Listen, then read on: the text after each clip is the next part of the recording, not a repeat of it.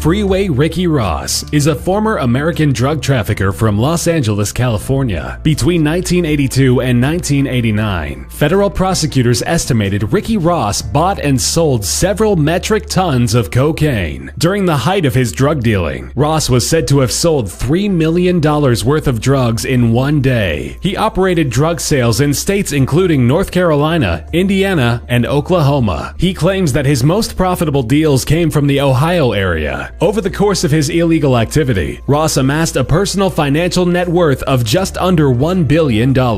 For a while, he successfully evaded law enforcement with the use of police scanners and voice scramblers. One LA sheriff remarked that Ross's men had even better equipment than they had. In 1996, Ross was sentenced to life imprisonment after purchasing a large amount of cocaine from a federal agent in a sting operation. The sentence was reduced to 20 years, and Ross was released from prison in 2009. Now he's an author, a frequent guest speaker at charitable events, and he even has a Twitter account.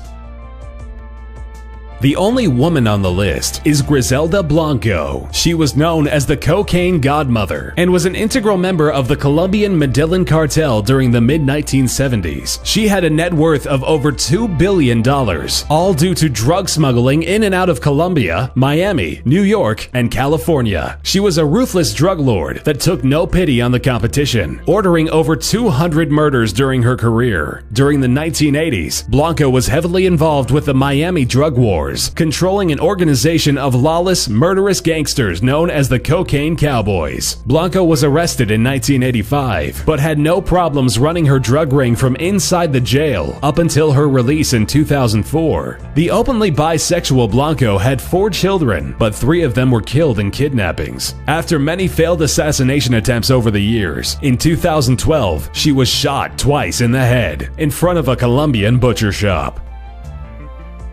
Carlos Enrique Leda Rivas was a Colombian drug lord and co-founder of the Medellin cartel. At the height of his illegal affairs, he purchased all the properties on a Bahamian island, running all of the previous residents out. The island, known as Norman's Cay, was used as an all-purpose headquarters for cocaine trafficking between the US and Colombia. His island was equipped with an airstrip protected by radar, bodyguards, and Doberman attack dogs. After being extradited to the United States, he was given life without parole. That sentence was later reduced to 55 years for his testimony against the corrupt Panamanian politician Manuel Noriega. During the trial, it was discovered that his assets were worth up to $2.7 billion. In the same trial, it was also reported that he was a self-proclaimed Nazi and admirer of Adolf Hitler.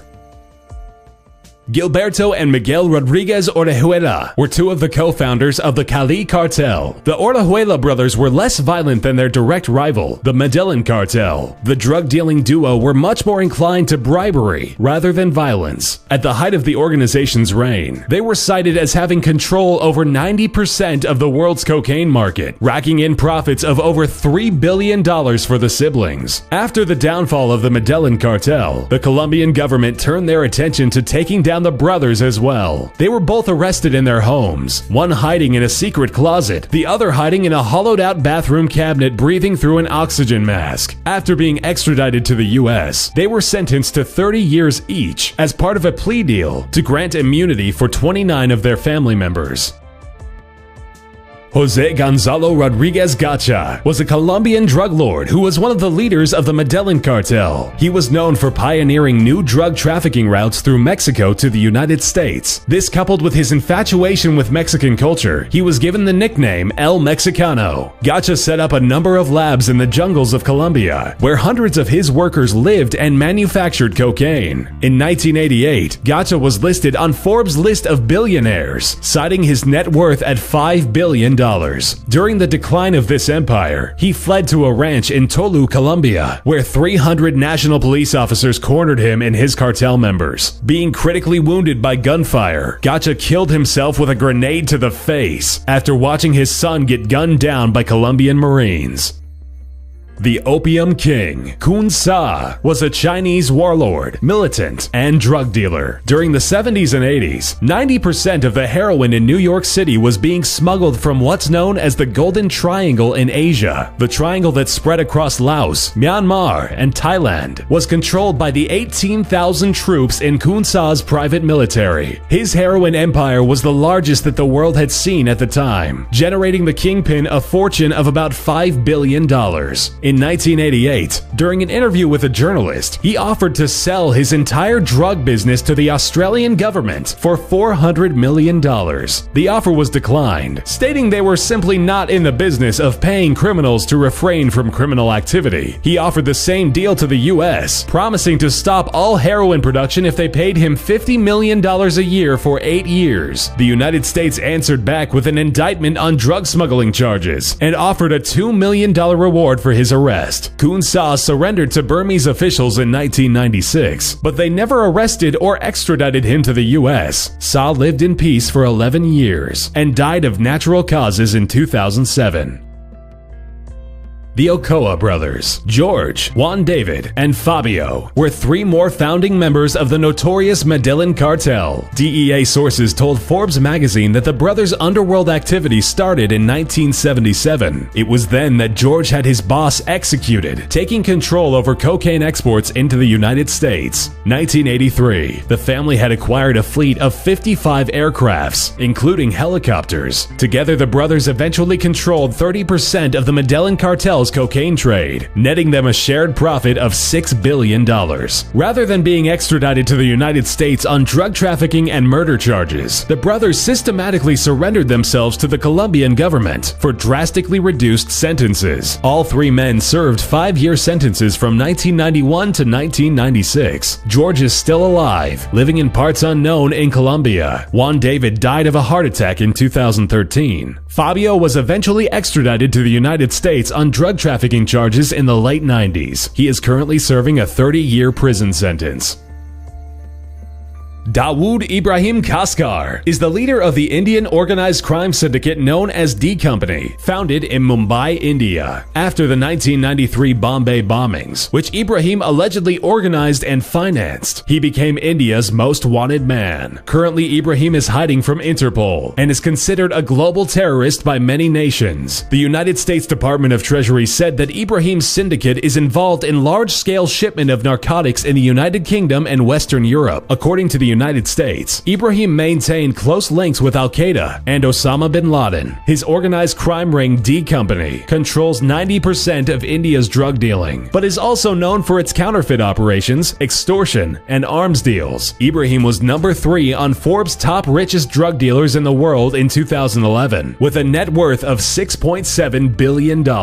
In order to launder the money, it was being rumored that he was a major contributor to the Indian film industry, known as Bollywood. Although his whereabouts are unknown, many recent sightings and frequent use of his 3 different passports all link him to be somewhere in Karachi, Pakistan.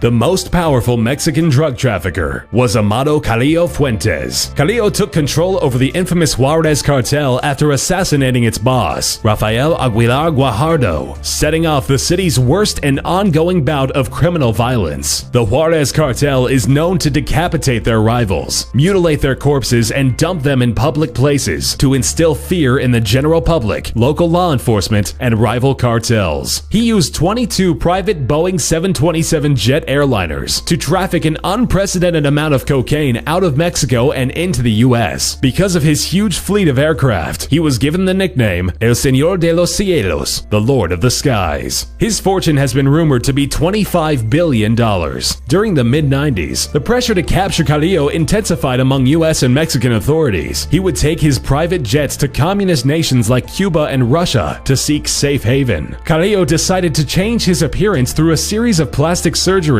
to escape his persecutors. However, during the 9-hour operation, he died of complications caused by a malfunctioning respirator. Both of the physicians that performed the procedure were found dead, encased in concrete inside steel drums, with their bodies showing signs of torture. Carrillo died on the operating table in 1997 at the age of 40.